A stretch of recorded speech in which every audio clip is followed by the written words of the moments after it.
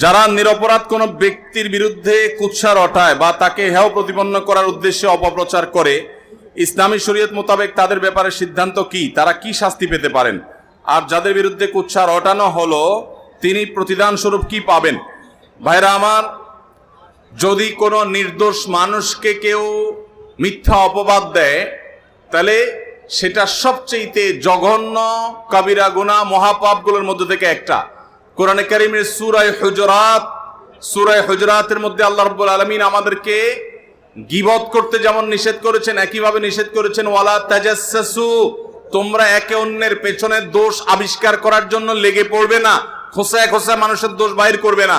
তাও আবার যদি ডাহা মিথ্যা কথা বানিয়ে কারোর চরিত্রে কালিমা লাগানোর চেষ্টা করা হয়, সেটা যেই করুক, যে উদ্দেশ্যেই করুক, সেটা সম্পূর্ণ হারাম এবং সবচেয়ে বড় হারামগুলোর একটা। কারোর দোষ আছে সত্য, সেটা তার পেছনে বললে তাকে বলা হয় গীবত। আর কারোর দোষ নাই সেটা যদি তার পেছনে বলা হয় সেটাকে বলা হয় তোহমত বা মিথ্যা অভিযোগ। এই গীবতের অপরাধের ভয়াবহতা কত বেশি আমরা জানি। নবী সাল্লাল্লাহু আলাইহি ওয়াসাল্লাম মেরাজে গীবতকারীর শাস্তি কেমন হবে সেই মক শাস্তি জাহান্নামে তাকে আল্লাহ দেখিয়েছেন।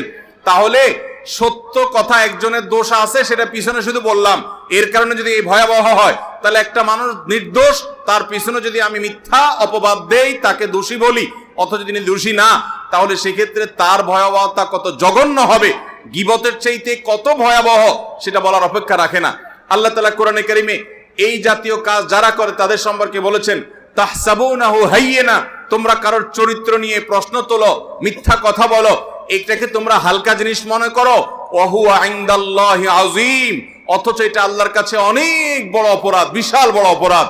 আমরা অনেকেই দেখি যে আমাদের সমাজে অনেক সময় একটা নির্দোষ মানুষের চরিত্রে কালিমা দিয়ে তার নামে মিডিয়াবাজি, পেপার পত্রিকা, মিডিয়াতে বিভিন্নভাবে আপনার ট্রায়াল হয়, তাকে দোষী সাব্যস্ত করা হয়, অথচ লোকটা সম্পূর্ণ নির্দোষ। আছে না নাই?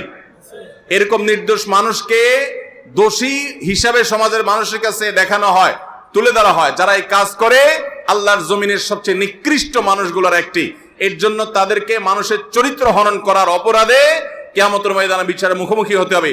ওই লোকটা মাফ না করলে স্বয়ং আল্লাহ এই অপরাধ মাফ করবেন না। অতএব আমরা কেউ কারোর পেছনে মিথ্যা অপবাদ দেওয়ার এই ভয়াবহ অপরাধ থেকে বেঁচে থাকবো ইনশাআল্লাহ। ভাইরা আমার, আমরা অনেক সময় ধারণা করে মানুষের সম্পর্কে বাজে কথা বলি। আল্লাহ বলেছেন যে এরকম ধারণা করা যাবে না, ইন্না বা'দায-যান্নি ইসম, কিছু কিছু অপরাধ ধারণা মানুষের প্রতি যে মন্দ ধারণা করেন এটা গুনাহ।